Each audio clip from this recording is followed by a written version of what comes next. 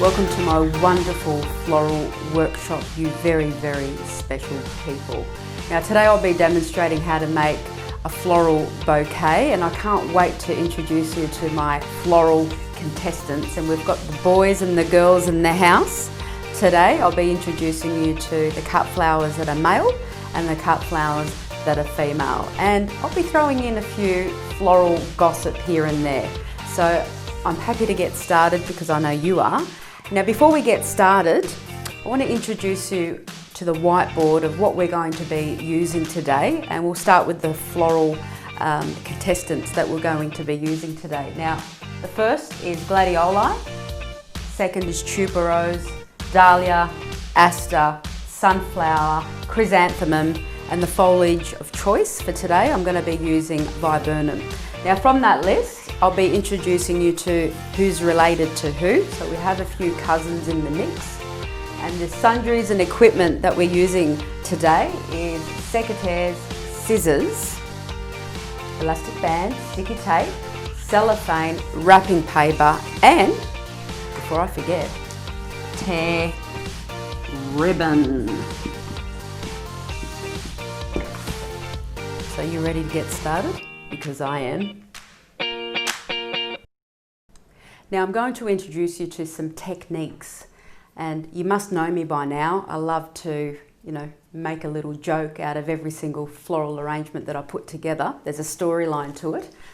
And what I've written on the back of me on the whiteboard is the thief back door. So this technique's about how the thief enters your house. Does he enter from the front door or does he enter from the back door? And in this floral bouquet arrangement, he certainly enters from the back door. So the first thing that we need to do is we're going to start with our skeleton, which is the greenery, which is the foliage of choice, which is the viburnum that I'm going to be using today. And this is what the viburnum looks like. So what I'm going to do with this, as you can see, it's got clusters of branches onto one branch. So I'm just going to clear the stem up like that. Get rid of that bottom leaf. And at the top, I don't need that height. I'm just going to clip the top off like so. With viburnum, when it's a lighter green leaf on top, chances are that it's going to die very quickly compared to the darker leaf. So if you see anything light, and when you touch it, it's pretty weak, very fragile, you need to remove it because you don't want any sag happening on the top of your canopy. So I'm just going to clip that down there. So that's my first one that I'm going to be using. I'm estimating you need about 9 to about 11 stems of viburnum for constructing the floral bouquet. So I'm just removing those bits down the bottom. Now the reason why I strongly urge you to keep this section leaf free is because when you're holding your bouquet, the last thing you want is to hold on to leaves. And leaves, my special people, are not allowed to be in water in a vase because bacteria breeds on leaves. So make sure that your stem is naked of leaves. So that's number 2. Now if you've got a stem that looks like this, just so easy, just remove all the unwanted leaves like so. And that's okay to use. Now see this damaged leaf right there? That needs to be removed. If you don't remove it, it's releasing a gas called ethylene, which starts infecting your cut flowers, which then accelerates the aging process, and we certainly don't want that to happen, do we? We'll take that off. Okay, so some more. Beautiful, we're getting there, we're getting there. Now if you didn't want to use viburnum foliage, you can use array of a lot of different other foliages, and you could use, for example, eucalyptus, little gem magnolia. Hydrangea leaves are pretty good to use. You can use gardenia foliage as well. Anything that's green and hardy, I encourage you to experiment because it's all about your cut flower signature after all. You need to research and look into what really suits your character, you know, your personality, because that's what it's all about, you know, just discovering that. And it's so exciting, the process. I remember when I first got into floristry, and I didn't really have a favourite flower, and then I fell in love with tulips. Anything with tulips in it was my darling. And then that changed when I got introduced to the orchids. So one of my most favourite flowers at the moment is the orchids, and then equal second, I'd say hydrangea and peony roses are my favourite as well. So here we are. Now the reason why I encourage every single one of you to start with your foliage is because it's a bit like the human body, you know, your skeleton. If it's not there, then the flesh is not going to really sit right on your body. So you need to get your skeleton right, which is your foliage. So you're developing the bones of your bouquet. That's very, very important. And then you can start introducing your cut flowers, you know, to the bones of your structure. So we're almost there. I'm just going to take that top bit off there. If it looks a bit odd, just give it another haircut like that, and that's perfect. Okay, now that's another big branch. Take that off. Might remove that one there on the side. Beautiful. Nice. Now I just want to remind you, I'm sure you've looked at other workshops that I've shared with you over time. It is a big no-no to use tap water. You need to use filtered water, and better off if you can make your own flower food water. You're going to be adding extra kilometres to your arrangement, extra kilometres to your floral displays which sit in a vase with water. It is also a big no-no to not use flower food water when it comes to woody stems. So anything that's native with a woody stem does not require flower food in the water. If anything, they dislike it. They truly dislike it. So I think that's enough. I might just put that aside. I'm just going to introduce you now to the platform of constructing your floral bouquet. So you need to look for a stem with a few branches on it. So that could be one of them, that could be another, and this one can be another. So it needs to deliberately have a lot of branches on it. And then I'll need you to find a stem of viburnum that doesn't have a lot of branches on it. So that looks a bit like what I'm looking for. So see the difference? So what happens now, and I'm just going to put these down and I'm going to draw on the board. So that's your cluster of viburnum, okay? So it's got to sit or stand straight just like that. And then your single stem viburnum then comes in on the side. Okay, let me demonstrate how that's done. Now, if you're right-handed, you need to hold your bouquet with your left hand, and vice versa if you're left, okay? So you're using, if you're right-handed, your right hand to introduce your flowers from the back, again like the thief backdoor story. So you're always placing in from the back, okay? And I'll demonstrate that very shortly. But you need to start with your floral foliage before we get started, okay? So that's my first cluster. My second, so that comes in from the back. Can you see what's happened there? A bit like the board, okay? And then I start adding the cut flowers, okay? But before I start adding the cut flowers, I need to now put this down, and I need to start grooming my cut flowers, because you'll discover very shortly why I can't groom while I'm holding the platform, which is the foliage of viburnum. Okay, so I'll put that down. All my foliage now, I'm going to group together because it's ready to go. So I'll put that over here. And I'm going to introduce you now to the floral boys and girls, okay? So what we've got here is a chrysanthemum. It's a disc bud, and they deliberately wrap them so, you know, they're protected and they don't get infected with drops of water or or the aging process. And notice that I'm just taking off the leaves. So I'll take that off again. Now they're very long lasting, these beauties, and they come in white as well. Very, very popular when it comes to wedding work and funeral work. Very long lasting. And the way they age from the leaf up. So aging starts from about here down the bottom, yeah?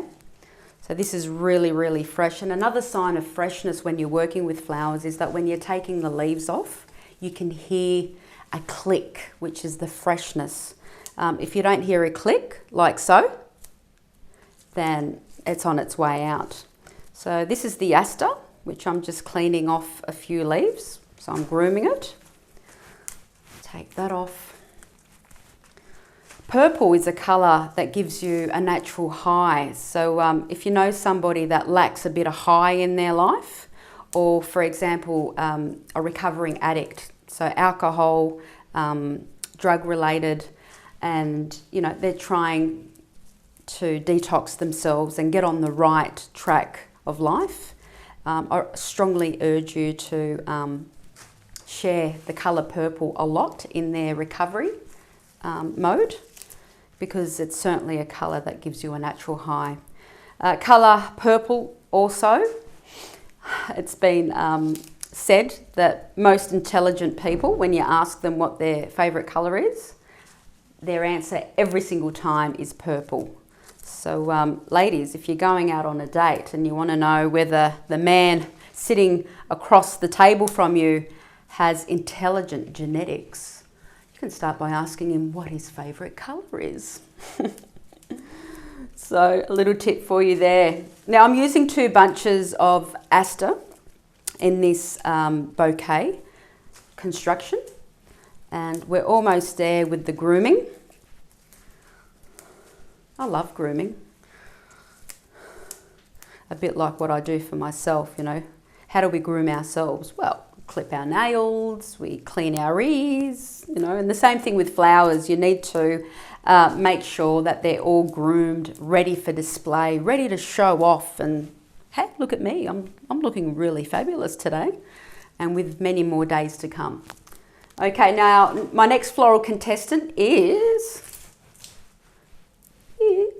can you guess what this is? It's Alstroemeria. Very long lasting as well. I love it. It's great. And it comes in different colours, you know. It comes in red, pink, white, yellow. And it's a filler. So I call this range Salt and Pepper. So it's a bit like Easter Daisy is Salt and Pepper range. Baby's Breath is Salt and Pepper range. And sometimes Chrysanthemum can play that part too. So in today's bouquet workshop, I'm using Alstroemeria to be in the display for Salt and Pepper. Okay, that's done. Now if you've got a compost bin at home, this can go a very long way. It decomposes really, really quickly, and your vegetable garden is going to love it. So don't throw it out in your normal disposable rubbish bins, recycle it. Okay, moving on. This is Dahlia.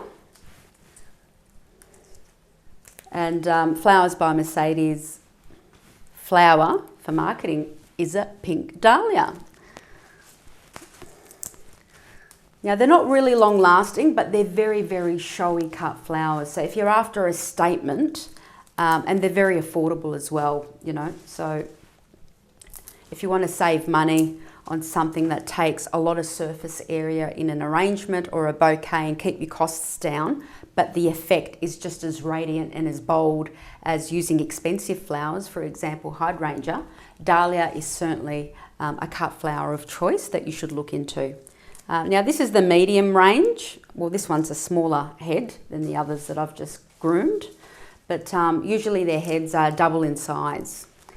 Very fragile, especially if you're working with the colour white. Please, with any cut flower that is white in colour, make sure that you glove up, because the tips of your fingers and your nose, if you're going in for a sniff, contains oil depositories, and we don't want that to happen, to start the accelerating aging process of your flowers, and that's why they go yellow, and that's why they start going brown eventually, because it's a sign of aging. Okay, almost done. Now with my beautiful sunflowers, did you know that sunflowers is the most popular cut flower to gift somebody if they're feeling really, really down in their life because of an event that has saddened them? Cut flowers, which are sunflowers, once you look at them, they every single time bring a smile to your face, and you just feel that joy just blossom in your chest, and it sits right here. Sunflowers are ideal to making somebody have a better day, or a better start to the day, that's for sure. Okay, so with the bigger leaves, as you can see there, they need to be removed. Take these, I'll leave the top canopy on, like that. Beautiful. Now those heads are going to open, and always remember that if you're gifting it to somebody, you need to remind them to recut the stems before they put it in water, yeah?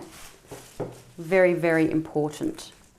Okay, now some florists wire sunflowers because their heavy head then sags forward, but if you're using it in a bouquet form, the foliage, the viburnum, will act as a scaffold, and it'll keep it in line, in place, and it'll stop the sagging process, okay? And lastly, recognise this? It's a gladioli, and the first thing that you need to do before you start getting floral with it is you need to remove the tail at the top, and by doing that, no more scoliosis. Now you can remove the tail from the top while it's in the ground, and by removing that, it's not going to sag, and it's going to then radiate in full bloom, full colour, and you won't have that fading colour effect because too much energy is going to the tail. Okay, so we've removed it because the top bit of gladioli is not going to really bloom, so why leave it there if it's going to cause curvature in, you know, its posture? So prevention is better than cure. So I've got 5 stems of gladdies. Just remove that. Now once I've removed the tail of the gladdie, I'm going then to clear my bench. So we're almost there. There we go. Okay, lovely. So make sure that your flowers are grouped, all nicely groomed. Let's put that there. Now in the hospitality industry, they always say never trust a skinny chef. And in the floristry industry, I'd like to say, you know, the more mess you make, the more professional you are. So, it's okay to make a mess, don't feel bad, it's all right. I'd like to make a mess today, as I usually do, but because I'm filming for you guys, I've got to be on my best behaviour and everything's got to be nice and neat. Okay, so almost there, just grouping my asters at the moment. That's done. Just uncover these. Oh, they're just divine. The colour yellow is a colour that gives you energy that you lack, you know. Have you ever heard of, oh, I met this lady and she gives me a spring in my step? Well, that's what the colour yellow does. It gives you a lot of spring in your step. So no more feeling flat, because yellow is to the rescue. Hello, yellow. Looks a bit like a canary, huh? It's really cute, or like a rabbit's tail. Oh, they're so gorgeous. I love it. Now with the tuberose, this is a bulbous cut flower, as is the dahlia, as is the gladioli. So anything with a bulbous platform needs to be cut flush because they're male, they don't wear high heels, so the diagonal cut gets thrown out of the window, okay? Now this is a fragrant cut flower. It is absolutely divine to sniff. It honestly takes you somewhere away with the fairies. If you see the aging process happening, if you could see that there, that browning process there, you need to just groom it off, just cut it off a little bit with your fingers. Because if you don't groom it, it's then releasing the gas, ethylene. And I've chosen this cut flower deliberately because I just wanted some sort of fragrance to the bouquet, because all the other flowers that I've introduced you to don't have a fragrance. This is the only cut flower in the mix that does smell. And usually cut flowers that do have a fragrance, special people, are flowers that cost a little bit more to purchase. A little more, I don't mind paying if it smells like tuberose. So I'll take that off. Almost there. So this is my last stem of grooming, and very shortly I'm going to clear my bench and we're going to get into Let's Get Floral Australia. Here we are. Okay, so that's done. I'm going to get my bin from the back and I'm going to start filling it up for my compost bin. Now make sure you don't throw out your secateurs. You know how many secateurs I've thrown out over the years? I could honestly open up a shop. So many. Because they always hide. They hide from me. I think secateurs have feet. Here we go.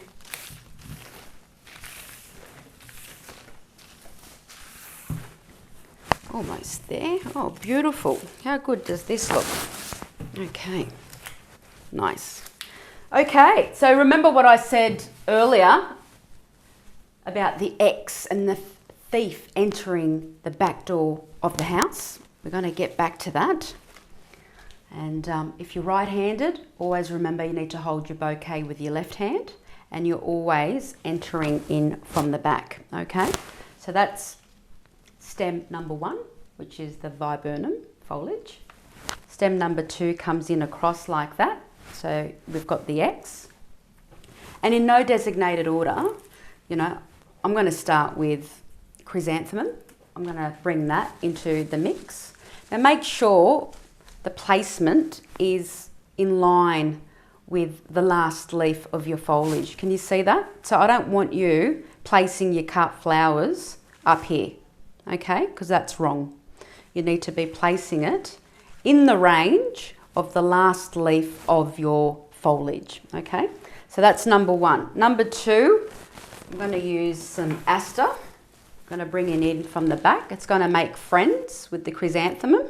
And while you're introducing a new cut flower into the mix, you are placing it behind the first one that sits all the time, and make sure you then hold on to the stem halfway in between the top and halfway from the bottom, okay? Now that's a bit of a sag there, so I'm just going to cut that off like that. The next cut flower that I want to use is, might use some tuberose, so that's coming in from the back as well. I might allow the tuberose to stand out with more height because that's the way they're designed. Okay, they're very vertical cut flowers, so I'm just going to add now more height to it. And I'm going to use a bit of dahlia. Bring that into the mix there. I've got some sunflower here. That's too small. From the back, notice I'm always going in from the back. And I'm going to use some Alstroemeria here. Now, what I want to talk about while I'm holding this is the pizza. So I'm just going to put that down. We all know what a pizza looks like and what shape it is. So that's your pizza, okay? And every slice that you develop, which is what I've developed here now, so it starts with an X. You've introduced your flowers, so the dots are your flowers. And then in order to stamp out your slice, you need to add a viburnum foliage. So that stamps it. That's 12 o'clock. That's 1 o'clock, 2 o'clock, 3 o'clock. That's 11 o'clock, 10 o'clock, 9 o'clock. So when you stamp your pizza with a viburnum, and let me demonstrate that. So that's going to come in from the back as well, and I've stamped it. You need to now twist it anti-clockwise. So we're going back to number 11, okay? 11 o'clock. Can you see that? We've stamped it with the viburnum. I've finished off that slice. Now I've twisted it anti-clockwise. And now I'm going to start with my second slice and so on, okay? So I've just twisted it at 11 o'clock and I'm going to place my chrysanthemum in here, my aster. The thief is always going into the back, and see how I've always got range to what length or height I want my flowers to be sitting in, and you just have to release the pressure midway, okay? So that's holding onto it really tight, that's releasing it a little bit, okay? So the next cut flower I want to use is a dahlia. It's coming in from the back. Then sunflower from the back. Tuberose from the back. I'm going to introduce you to gladioli again, but I'm going to show you how to thread it in. So with your gladi, just thread it in through the top like that.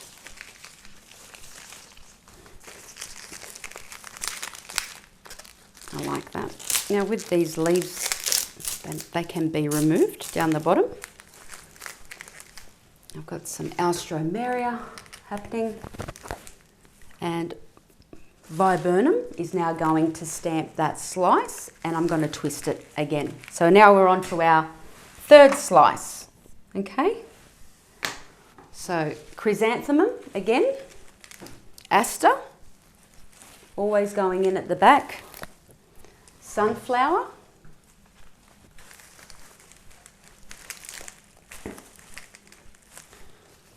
dahlia, and by this stage it starts to get heavy. That's why us florists have really, really strong arms. I might add some tuberose into there. I'll push my sunflower down a little bit. I might just, I'm not threading the gladiola, I'm just adding it on the outskirt. Let's take this leaf off, and then I'm going to stamp it with a viburnum. Okay. And then twist again anti-clockwise. So I'm up to my fourth slice, okay? Now it's really getting sweaty. Can you see me sweat?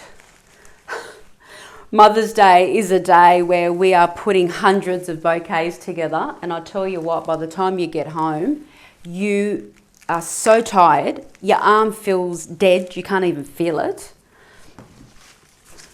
It's just a crazy time of year, it really is, because Mum loves chrysanthemums, and there's a lot of cousins in there. So you've got your chrysanthemum disc bud, your sunflower, they're all related. And the asters, they're all cousins. I've got some Alstroe happening here, some dahlia. And I might just put my last stem of tuberose and my last stem of gladi. Just remove the leaves off like that, and I'm going to stamp my fourth slice, as I've been saying with the other slices, with viburnum. Now that's 4 slices. If you want it to be bigger, you can keep on adding to it, but about this stage, what I'd encourage you to do is definitely start looking for your shortest stem if you're happy with it. And I'm quite happy with it actually. What I might do, I might just add a bit of foliage to it on the outskirts and keep on twisting it. Now bouquets are very heavy to hold. That's why I love working with posies, because they're smaller and lighter. But I love bouquets, especially in tall vases. They look really, really special. Now, this is certainly getting very, very heavy for me. So what I'm going to do with the remaining cut flowers that I've got on my bench, I'm going to put them aside because I'm not going to really use them. So I'll put that aside. And I'll put my whiteboard marker back on the board. So I'm going to bring this down now to the table, and I'm going to demonstrate to you what I mean by looking for the shortest stem. Now this is going to take off some pressure off your hand by placing the bouquet on the table. Okay, so you look for the shortest stem, and you need to cut all the other stems to that size. And cut your stems individually, because it's then less pressure on your wrist.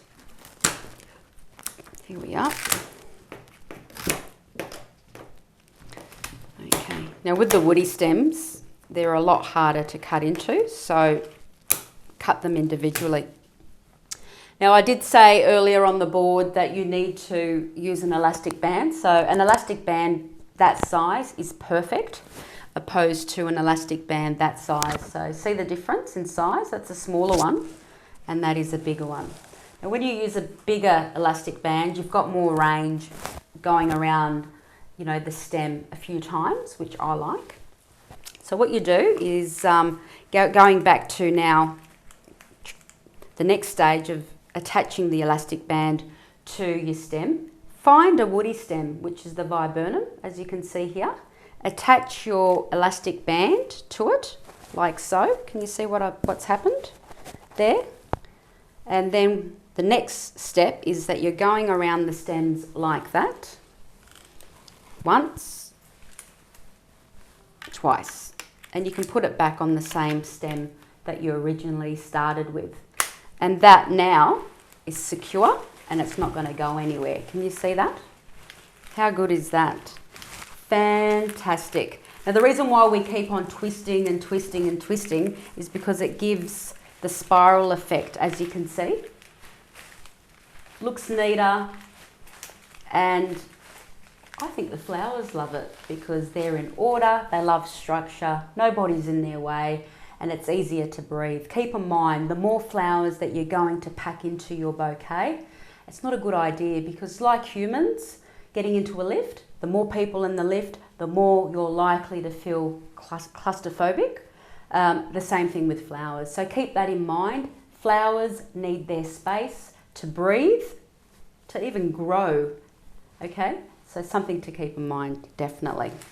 Okay, so that's how you construct a beautiful floral bouquet. And as you can see there, you've got your beautiful gladdies, you've got your beautiful tuberose, your sunflowers, your dahlia, your asters, your disc bud chrysanthemums, and the foliage of choice that I've chosen today in today's floral workshop is viburnum. And I can't wait until these beautiful red petals open, because that'll open definitely right up to the tip, that's for sure.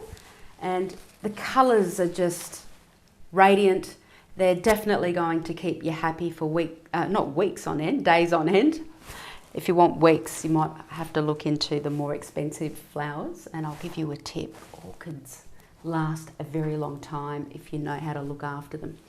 And the next stage to this beautiful construction of beautiful flowers is we need to wrap it. We need to put some clothes on it, bras and undies, and then the clothes, and then we're going to tie it up with our most favourite belt. So very, very soon I'll be showing you how to do that. Now this stage is bras and undies, and before we put our bras and undies, you're going to be getting your cellophane placements right. Now I've got some cellophane here. Now, before I start talking more about the cellophane that I'm going to be working with today, I want to introduce you to more information about cellophane. It comes in 3 different strengths. As you can see there, there's 20, 30, 40 microns. 20 microns means that it's the weakest when it comes to strength. The paper is a lot more finer. 30 is what most florists use when they're dressing up their bouquets for sale in the shop. And 40 microns is the cellophane used to decorate your funeral sheaves that you're putting together. It's usually definitely a lot more stronger than 30 and 20 microns. So that's something to look out for when you are purchasing cellophane. Now, the cellophane that we're going to be using today in the workshop is 30 micron, which is the medium strength. And let me show you how to put together a floral bouquet. So what we've got together here is I've got many sheets of cellophane here. I'm not going to be using all of them, that's for sure. I'm only going to be using 3 of them. So what we're going to do, I need you to just watch very carefully, because this is the normal size of the cellophane that you will purchase from your floral sundry warehouse. And the bottom of the cellophane, which is the edge down here, has to then come all the way up to the top. And make sure you've got a diamond placement sitting at the canopy there, okay? So that's come in on an angle. So I'm going to then lift that up, bring it back to the base right there, and I'm going to line it up to the edge of the table, okay? Now, using my bouquet, notice that it's got a sticky band, elastic sticky band right there. I'm going to bring that, I'm going to use that as a guide to bring it into the middle of my cellophane that I've just now put together, and make sure that it's sitting in the middle of the cellophane, okay? So I'm going to bring that up, and I will turn it around for the camera for you guys to see. So I've just turned it around.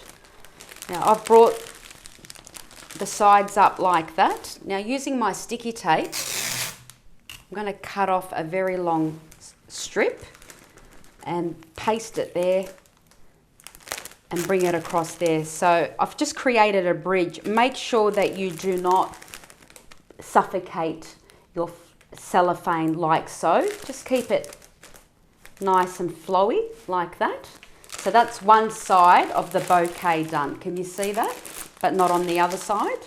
Okay, so we're going to put our bouquet back away to the left there of the workshop bench, and I'm going to repeat the same process that I did earlier with the cellophane, and make sure that I've got an angle, a diamond looking shape at the top, which is where the canopy is.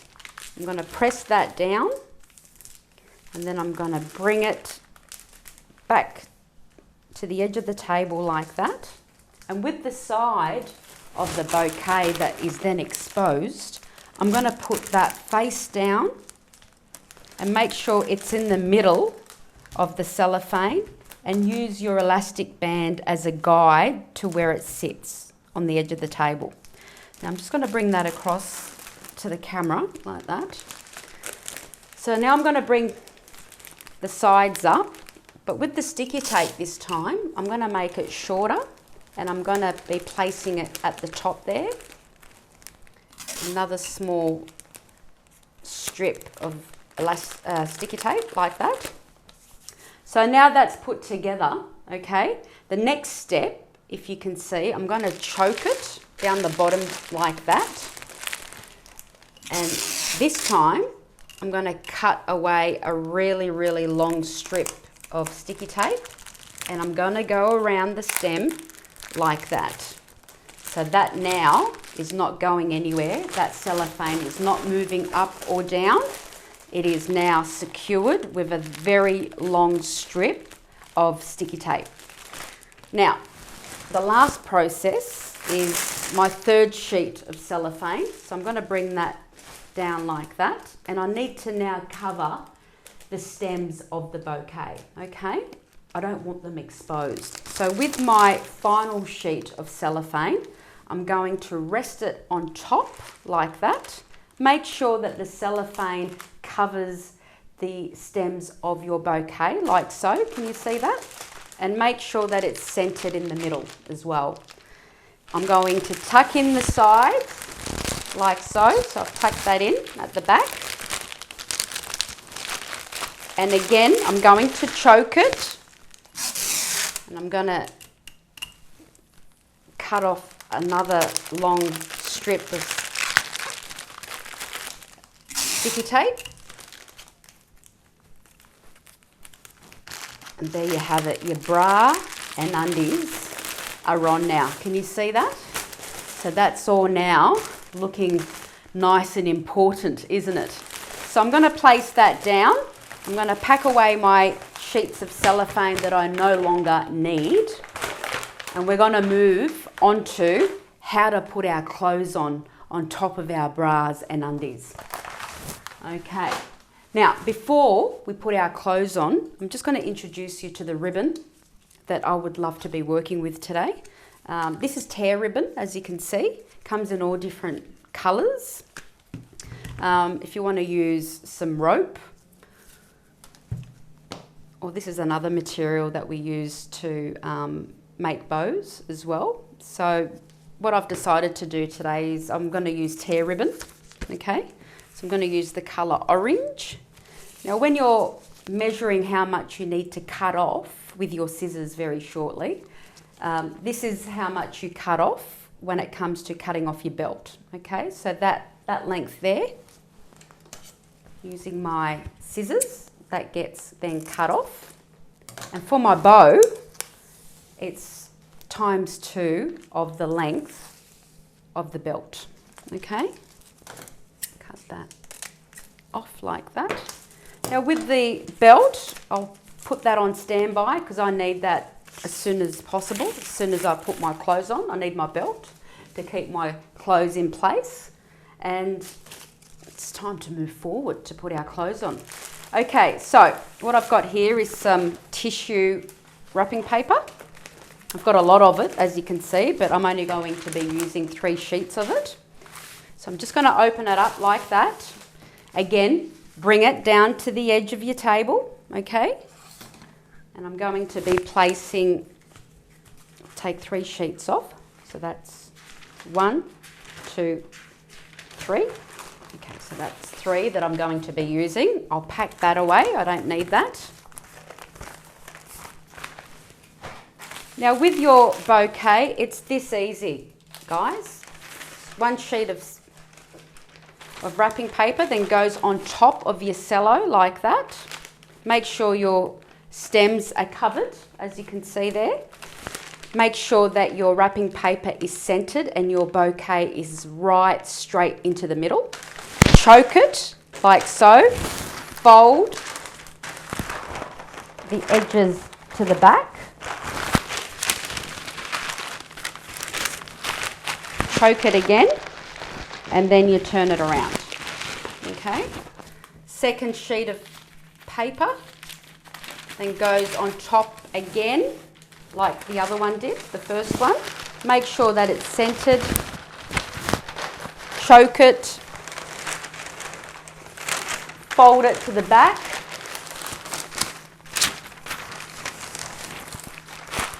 Choke it again, and then your third sheet then goes on top again. But what you're doing now is that you're just covering up that section there, just a little bit.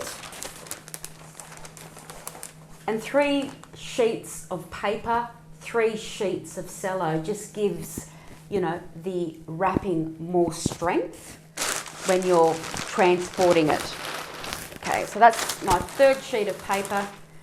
Again, I'm folding the sides to the back and I'm choking it. Now, with my belt that I spoke of earlier, this is my belt. So I'm going to be placing my belt around the stem like that. Make sure your ribbon is even as you can see there, and just then make a knot like that. Okay. Now, moving forward, we're going to be putting the ribbon together. Now look closely to the ribbon. Make sure that your tongue is down. You're poking your tongue down.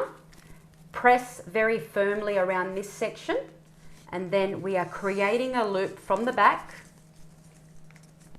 and then bringing it to where my index finger is under my thumb. Can you see that? The bottom bit then twists. Can you see how it's just twisted? And once it twists, it goes to the side where the tongue is poking down. And I'm going to make another loop. Bring it back to the center and twist. So every time you make a loop, as you can see, you bring it back to the center and twist. It's layer upon layer of twists. And what the twist does is that it gives your bow body, okay? So that now looks like a bow tie or a figure eight. That then comes across to the arms that are wide open, that is in desperate need of a hug, okay? So these arms, which are the belts, that are wide open, then come together, and then you make another knot on top of the figure eight and just pull onto it as hard as you can, which then stops it from moving and it gives it strength. And then you start fluffing out your loops like that. And with your ribbon that is hanging over, you need to trim it up, make it look nice and neat and tidy. I'm just using my scissors for that. And I'm cutting my ribbon on an angle so it looks nice and presentable like that. And that is how you dress up your bouquet with your bras and undies. You put your clothes on, then your belt, and before we forget, anything that has a nice pretty bow just makes your bouquet a little bit more special. And I hope you've enjoyed today's workshop.